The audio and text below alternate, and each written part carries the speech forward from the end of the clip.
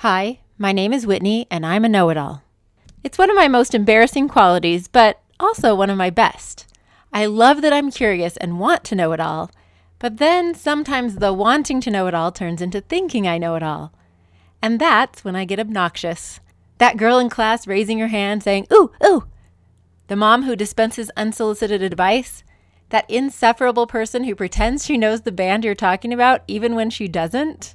So I'm working on it. Sometimes before going out in social situations, I even coach myself to remember to say phrases like, "I didn't know that. I've never thought of it that way," and "What a great idea." For better or for worse, my know-it-all nature is why I started this podcast. Number one, to learn more. I want to know how other moms do things, from helping kids manage emotions to doing their laundry to surviving postpartum depression. And two, to reform my know-it-all ways. To remind myself that my way is not the right way and definitely not the only way. That's why I'm constantly in search of people who disagree or do things differently than I do. My favorite moments in interviews are when someone stops me and challenges something I've just said, or who says the opposite of what I expect them to say. The joy of being wrong. This is the How She Moms podcast with Whitney Archibald. I'm a mother of 5 on a mission to help moms connect with your kids, manage your homes, and create your own unique version of motherhood. I curate ideas from different moms so you can pick and choose what works for you and your family. Welcome to the 100th episode and the 4th season of How She Moms. From the very first episode, the moms I've interviewed, the books I've read, and the experiments I've tried have been transforming the way I think about motherhood, parenting, and managing a home. So I thought it was only fitting that my 100th episode should explore some of the many ways that this podcast has helped me rethink motherhood. In fact, after thinking about this, I even changed the tagline of How She Moms to "Rethinking Motherhood One Experiment at a Time." I didn't invent the phrase I used in the intro, "the joy of being wrong." I read it in a fantastic book called Think Again by Adam Grant. He talks about how, as a student of social sciences, he loved when his research proved his own hypotheses to be false. It was a major lesson in intellectual humility, he says, but I wasn't devastated. I felt an immediate rush of excitement. Discovering I was wrong felt joyful because it meant I'd learned something. I totally know this feeling, and I love it. That's why I try my best to find moms with different opinions and life experiences so we can all challenge our ideas, systems, and practices. That doesn't mean I always change my mind. Sometimes I even stick with my original opinion or way of doing things. But now it's an opinion I have examined and evaluated more deeply. So today I'm going to share 12 examples of ideas that I've encountered while creating this podcast that have made me rethink motherhood in some way. Actually, it's a bit more than 12 because the last lesson includes several of the practical hacks I've incorporated into my own family life after learning them from the different moms I've interviewed. So let's jump right in with number 1. There is no one best, one-size-fits-all answer to anything in parenting. Now, I know this, and I knew it when I started How She Moms. In fact, it's the whole premise of How She Moms. Every child is different and requires a different approach, and every mom is different and approaches motherhood uniquely, yada, yada, yada. And yet, I keep relearning and rethinking this premise over and over with every new topic and every new mom I talk to. Here we are starting season 4, and I recently caught myself in 2 different interviews, both with parenting coaches, looking first for the one best approach to kids and technology, and then for the one right parenting philosophy. I've been interviewing moms about how they manage technology for 4 years now, and I'll finally be compiling all that research for a series this fall. Jeannie Ewert, whom I interviewed this spring, stopped me in my tracks when she said, "We don't have limits at all. All of my boys have smartphones, and currently they all have TikTok. And I don't get on their phones and check." Now, a little part of me wonders if that's working for us because we also homeschool. So, it's like all of their electronic use is done in the home, and we already have an open communication. I mean, we like share each other's TikToks, and we're like, "Oh, let's do this one," where they don't have the influence of friends. So I can't say whether that would influence my decision to maybe change things up a little bit. So I wonder about that a little bit, but also video games. We don't have a limit. Like, the only limit is if you can't get yourself up in the morning to get started on school, then we turn off the internet. What? This was an answer I did not expect. I had been asking everyone what tech boundaries they set for their kids. under the assumption that of course we should set boundaries. It didn't even occur to me that not setting boundaries was another option, and that it could actually work. This is a perfect example of rethinking. It was a novel idea for me, and it opened my mind to see just how much I micromanage technology for my kids, and helped me to look for ways I could give them some more freedom. It just helped me see another possibility in the broad spectrum of the things I've already learned and tried. And while I haven't gone all the way to the no boundaries side, I relearned that my children have to gradually have more freedom if they're going to learn to set their own boundaries. It was also a good reminder that this works for her family because of their unique situation. And it got me thinking that I was trying to come up with a blanket family tech policy when I should have been looking at individual children and what they need. Some of them have great self-control with screen time and don't need as many limits. Some need more limits. And also, some are teenagers and some are little kids. All that variation requires different boundaries. My kids very much appreciate the fact that I learned this in time for summer break. I definitely gave them more freedom than I usually do over when and how long they were on screens, while still holding boundaries. And of course, I learned to fine-tune those boundaries to fit the situations of individual kids. I can't wait to share more of Jeannie's interview with you this fall. She has an incredible story to tell about her relationship with her teenage daughter.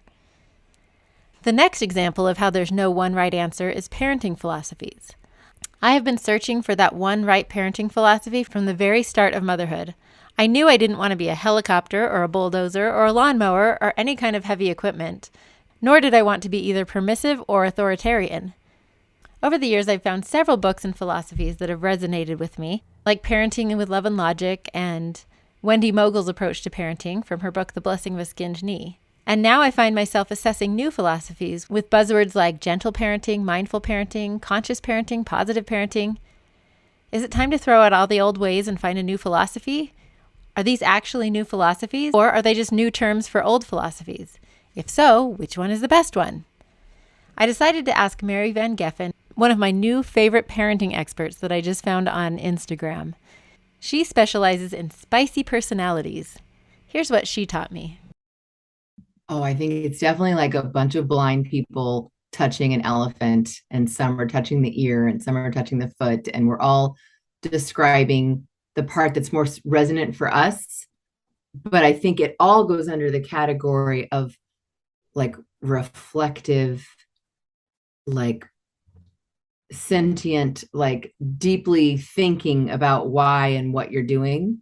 And I think they're all kind of values based, like what matters most to you. One person might say, oh, that I be gentle and kind, and another might say that I stay positive and respectful. And so I think it's just different wording for kind of the same general idea that we're not just going to do what was done to us. We're going to really examine our motives. And that's why I like the idea of mindful and conscious, because it's really, we have to check in. Like, if I was going to make up a new name, it would be embodied parenting.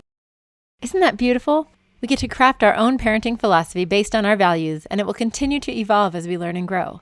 We don't have to plant a stake in the ground. You'll hear the rest of my interview with Mary next week. You're going to love it. She has so many great things to say.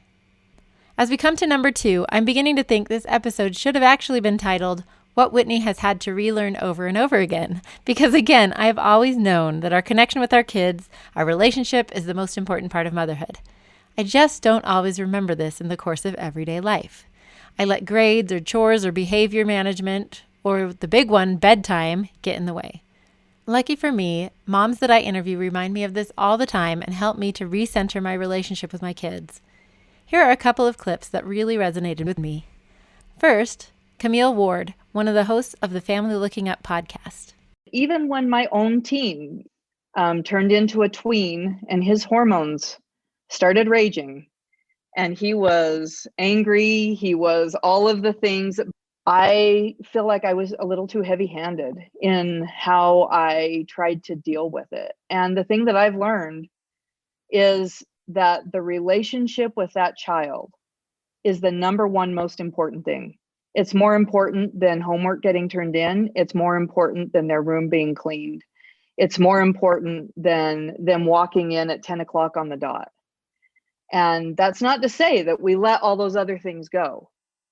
But I think primarily in our mind, as we deal with our teens, the number one thing we need to run through our mind every time again and again and again when we feel frustrated is my relationship with this child is what will help this child more than any other thing that I'm teaching.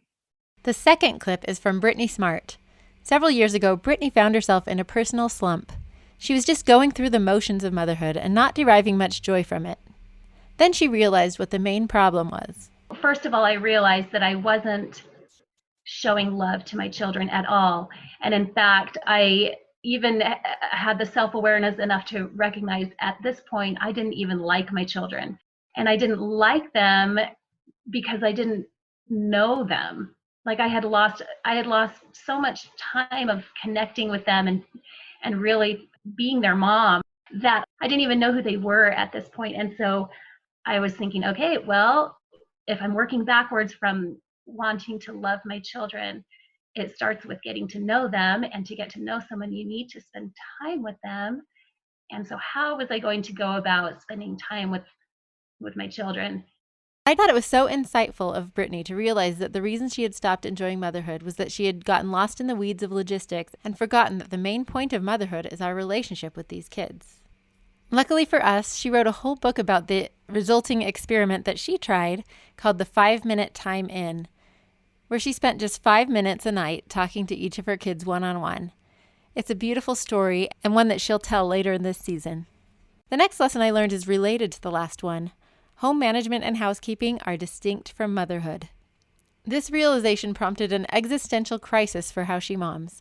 I had created this site called How She Moms and decided to cover 3 main topics: parenting, personal development, and home management. I knew even at the time I created this that it was problematic. I didn't actually believe that managing a home was the sole responsibility of a mom. It's the shared responsibility of everyone who lives in the house. Yet, I knew that statistically we moms are doing a lot of this work, and I wanted to be a resource for making this monumental task a little more manageable. So, I've kept the name How She Moms because how she parents and manages a home and develops her own identity along the way is way too long of a name. 2 of the moms I interviewed articulated this separation of motherhood and housework particularly well. First, here's Rebecca Brown Wright, a writer and really a philosopher, whom you can find at RebeccaBrownWright.com. I looked around to other mothers to see what they were doing, and I had a lot of strong and opinionated mothers surrounding me and telling me what a mother does. And so I tried to do what they did, and a lot of it was housekeeping. A lot of it was, when you're a mother, you should have these types of meals prepared, and you should have your house kept in this certain way. And once I shed that and just stopped caring about it and brought my husband into it with me instead of me taking it all on, then I was able to have a much happier motherhood. But I really had to separate those 2 things, that housekeeping and that motherhood. And after that, I was able to really soak it up and enjoy it and love it. But it was only once I discarded people's expectations that I was able to do that. And here's Hannah Olson, whom you can find on Instagram at FreckledHan. I feel like when we're saying motherhood is hard, usually we're referring to things that I think are outside of that scope of motherhood.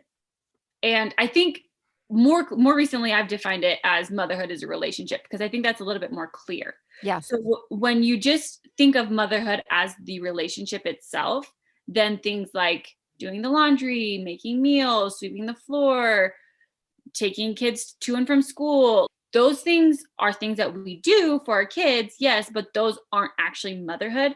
And it seems like more often than not, when people are saying motherhood is hard, they're referring to not getting good sleep or breastfeeding or disciplining or things like that, which, again, you might be doing some of those things for the sake of the relationship, but the relationship is going to exist regardless of whether you're doing those things.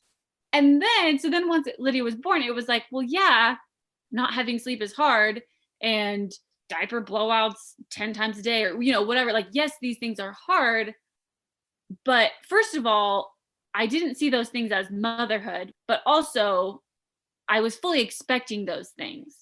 It was the relationship, the bond, the idea that like life was now bigger than me and Steven, was what made it so amazing, I guess. The fourth idea is also related to home management, and I'm just going to let Carly lay it right on you. The state of our house is not a moral issue, nor does it reflect our own personal worth. Not at all. And, when I say this to you, I'm sure you're like, of course, it's just a house. Like, obviously, I know that I'm more important than if my floors are mopped. But when was the last time you just let somebody come into your very messy house? Somebody comes to the door, hey, just drop by to see you because I like you. Are we like, great, come in, I like you too? No, we're like, well, yeah, you can totally come in, but it's been a really busy day. I haven't gotten around to doing the dishes yet. Like, we start making these excuses for our houses, but really we're making excuses for ourselves because we have a life and we are living our life in our houses, and we think that somehow that is a bad thing. It's completely bogus. And I have done this, and we all have done this, right? We totally are. So what I've realized is that there are stages to homes, and these stages are not seen on social media, nor are they promoted by the designers of the world. That lovely woman is Carly Thornock, one of my favorite home philosophers and a home coach who runs the Intentional House podcast and the Home Love Lab. This idea was so beautiful to me because housekeeping really used to be a moral issue for me. I thought the clutter that I couldn't control in my house was a referendum on my character. I was a messy person and I was bad. But the truth is, I have some skills to work on, but I know how to keep a house clean. I just don't always make it a priority. Cleaning takes time, and so does teaching my kids stuff, podcasting, keeping my body healthy, building relationships, etc. The state of my house at any given time reflects my current priorities. Sometimes the house is my priority. Other times it's not. Usually I'm somewhere in between. Carly invented this beautiful idea of a home cycle with 4 different stages. The first one is the vision, our house as we want it to be, clean, beautiful, harmonious. We get here sometimes, like maybe when company is coming, or maybe even once a day after kids go to bed. But Carly suggests that this may be something like 2% of our actual time living in our home. The second stage is experience when we're living our messy lives, using our homes as they're meant to be used. Third is the growth stage, those hard times when we cross that line, feel like our house is a disaster, and often the people in it aren't so harmonious either. I like that she calls it growth instead of chaos, because it could be either one.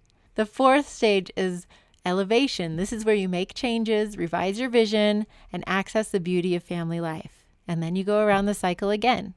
You can hear more of Carly's brilliant ideas on episode 90, How She Manages Stuff, and of course on her podcast, The Intentional House. For that same series about managing our stuff, I talked to another one of my home management heroes, Dana K. White, author of How to Manage Your Home Without Losing Your Mind and Decluttering at the Speed of Life. She taught me that, surprise, different personality types require different housekeeping methods, and her method just happens to be the one that fits me. One of the most important things she taught me was the principle of the clutter threshold. She explained it in our interview by talking about her mother's efforts to teach her to be tidy. My mom is great, and so she was always very helpful, always tried. But the thing I look back and I realize that would have been more helpful for me is if she had acknowledged that I have a very low clutter threshold. There's no way for her to know that because I hadn't grown up to write the book and make up the term, But what I know now is I have a low clutter threshold. She has a very high clutter threshold. What that means is she can handle a lot of stuff. She can keep a lot of stuff and keep it under control and her house stay under control. So she has the ability to do that. I grew up thinking that the right thing to do was to bring stuff in my home for future possibilities while it was on sale, things I might need in the future, whatever. I would bring all that stuff into my home, but I can't handle it. And so it just looked like, it was just piles, like an explosion. It was terrible in my home. And my house was a disaster because I had more stuff than I could handle. I had too much stuff. And so what would have been helpful would have been if she had known that and just gotten rid of stuff of mine.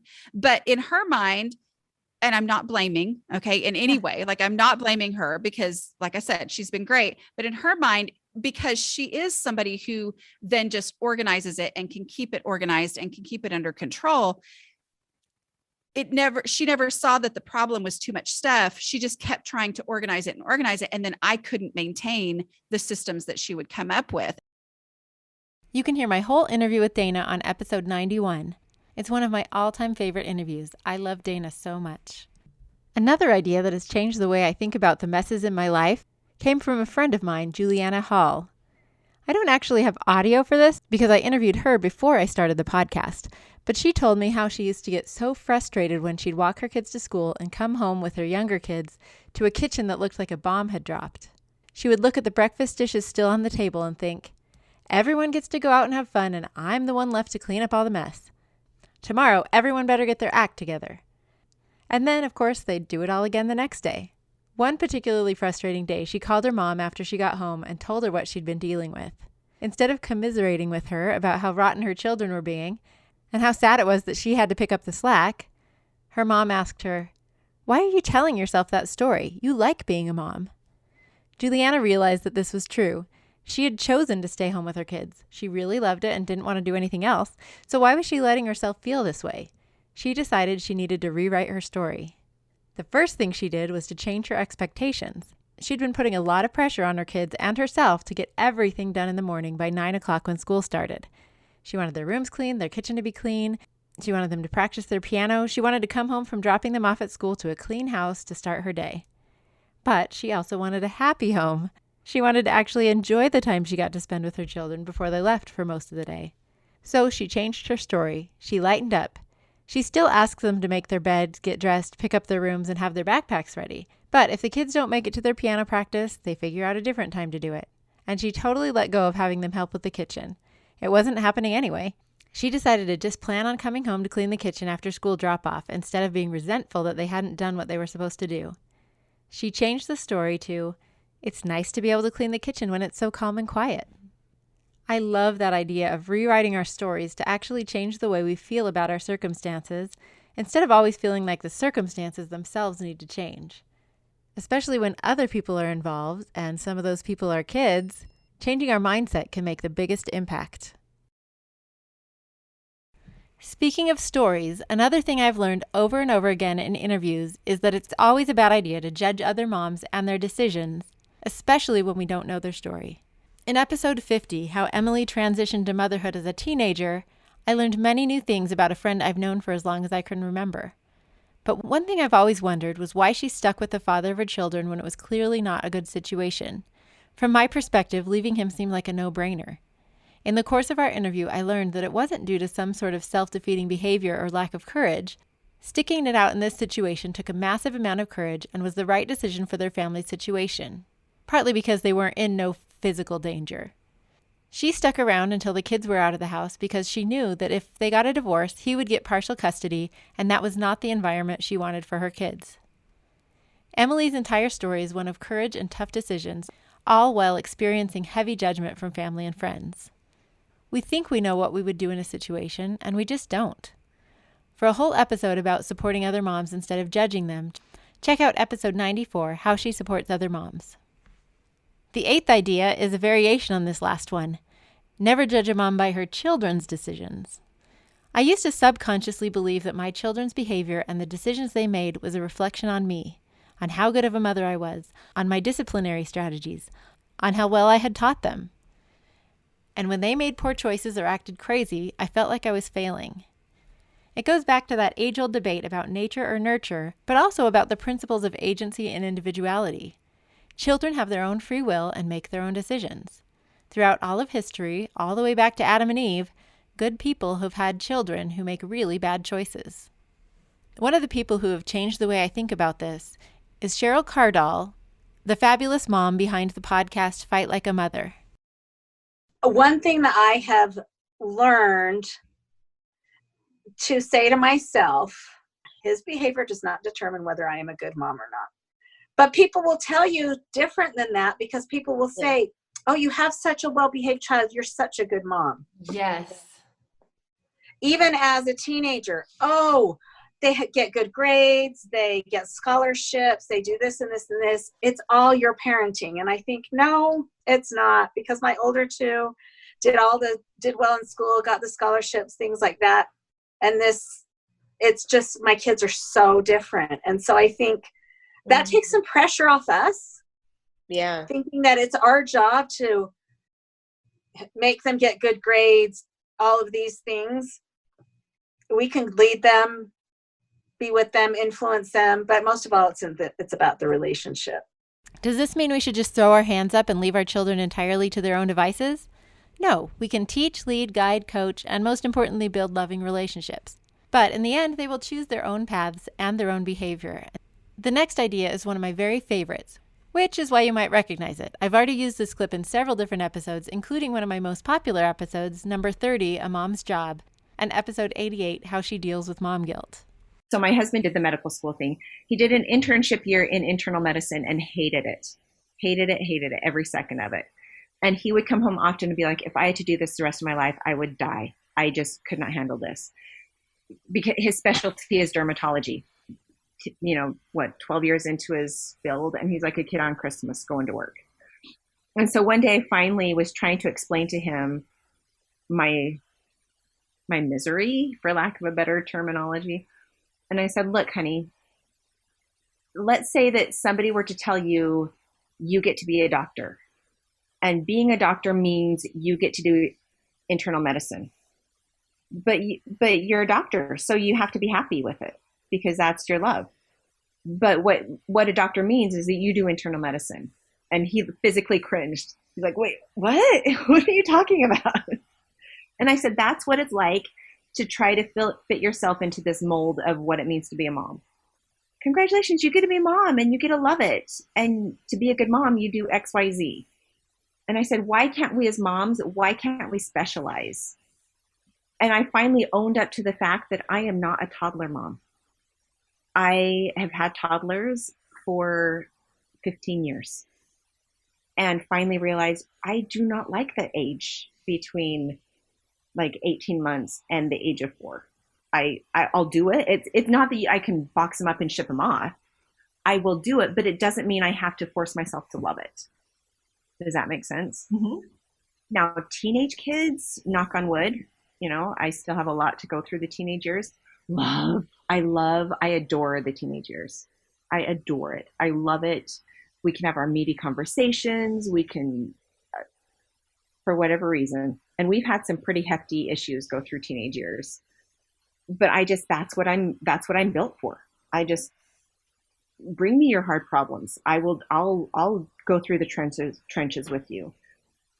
Crying about, I don't know, toddler problems. I struggle. Candyland, I struggle. I struggle sitting through hours of Candyland. But I finally have come to own that with me. My specialty is this, not this. And it's okay. I'll do the other part because I love my child and I want them to grow, but I'm not going to force myself to pretend like I'm fulfilled in that arena. Does that make sense? That's awesome. Like I am not a nighttime mom. I will not bathe my kids at night. In fact, my husband does the nighttime reading. He does the tuck-ins. If they want to say goodnight to me, they'll come and kiss me when I'm in bed. I go to sleep before almost anybody in my house. I'm Cruella de Vil after about 8 o'clock at night. That's not my specialty. Morning mom, if you want to see me in prime, come in the early morning. I rock early morning hours. I will snuggle. I will read you books in the morning. I will get you ready in the morning. That's me. That's my specialty. I'm a morning specialty mom. I'll do all my baking in the morning. And I've come to own that. I don't have to do the night shift. I will do it, but I don't have to pretend like I love it. That was Jen Brewer, one of my mentors from early motherhood, who I've kept in contact with and continue to learn from. I keep repeating this clip of hers because I love it so much, and I had never thought of it this way until Jen articulated it. We don't have to do it all. In fact, it's physically impossible. It's not even desirable for us all to be good at everything. We get to identify our strength as mothers and as humans and develop those strengths. I can focus on teaching my kids music while you do crafts with yours. You can help develop great athletes while I dig into some great books with mine. The world needs us all. Be liberated by this. Find your thing and let other people cover the rest. The 10th idea is that this applies to our kids too. We can't expect them to be good at everything either. My paradigm shifted here after reading the book Strengths-Based Parenting. In this book, author Mary Reckmeyer suggests that we should stop focusing so much on improving our kids' weaknesses and focus instead on enhancing their strengths. She says, there are things you're naturally great at and things you're not. You can try to improve in an area of weakness and you can get better, but being mediocre may be as good as you'll get. And wasting so much time and energy becoming adequate means not putting time and effort into an area of talent where you could become extraordinary. Until I read this, I hadn't realized how much I was focused on weaknesses. How would you like to be the kid whose parents are continuously pointing out their flaws and coming up with systems and programs to fix you? Maybe that was your childhood. I hate to admit that I still do it more than I should, even now that I know better. It's hard not to freak out at a bad grade or other mistakes. But what a beautiful shift to look for strengths and amplify those instead. Still working on this, but it's been an amazing perspective change. There's a whole series about finding and cultivating kids' talents in episodes 69, 70, and 72. Now for a few more practical lessons in rethinking. The first one deserves its own number, the 11th idea. After my series about teaching kids about money, I totally changed the way I do allowance. That kids should only be paid for the work that they do. I didn't like the idea of a set allowance, unrelated to the amount of work kids do, even though one of the friends I most consistently turned to for advice, Lisa Holzer, had tried to convince me otherwise for years. I set about researching the topic, reading books and interviewing moms, and what I discovered is that both methods, and even other methods like not giving kids money at all, or just deciding what money to give them on the fly, they can all work. You just have to figure out which system works for your family. I was surprised to find out that the system that works best for my family is paying a set allowance each month, regardless of what work the kids contribute to the family. If you had told me I would end up on this side, I would have told you were crazy. But here's the thing. I was terrible at keeping track of my kids' chores and the money that I owed them. We tried it for years and I hated every minute. Now my allowance system is mostly automated using apps on my phone, and my kids basically manage their own budgets starting at first grade. For more on money and teaching kids to work, check out episodes 4, 15, and 16, and you can hear more about how we do allowance now in my family in episode 55, one of my quarterly episodes about the experiments we're trying here at the Archibald home.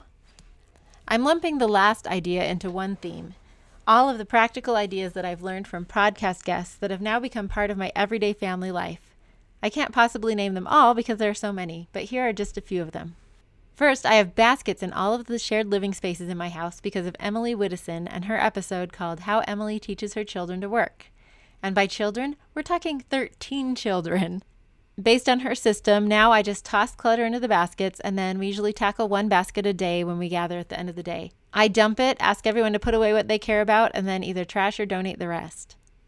Another super simple thing I do, after several people suggested it, is to keep a toothbrush on top of my washing machine for scrubbing stains. So simple, so genius. I also totally changed the way I plan menus thanks to Kara Farnsworth, who introduced a simple system of writing down the meals we like on index cards and then using those cards to make weekly and sometimes even monthly menus.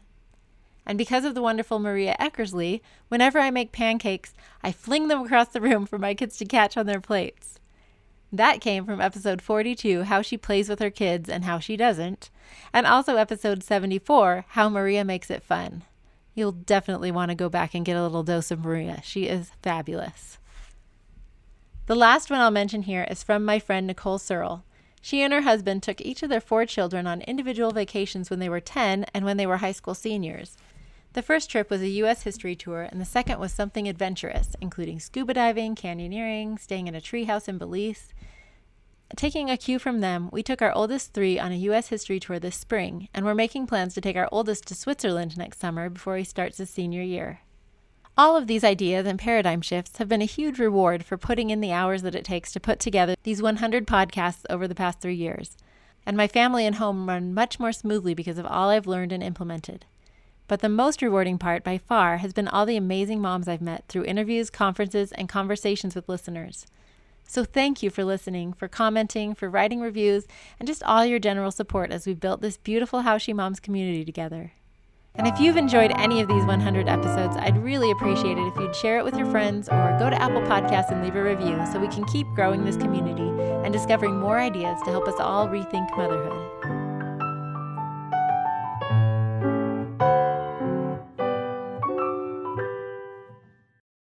Thank you so much for listening to the How She Moms podcast and for being part of this community.